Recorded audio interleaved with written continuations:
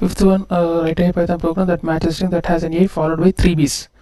First letter must be A and next letters must be 3 B's. Okay, so for that you have to write it simple in flower brackets. If multiple characters in a string you want it, just to write like this: A in B, multiple characters 3,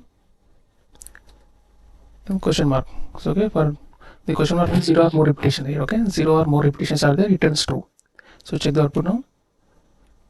Double A triple B or 4 triple B. Okay, true here. Okay, so if you write it, so if you write again double B, just false here because it must contain 3 or 4. If you want 4 means you write 4 in flower brackets here. Okay, to match the string.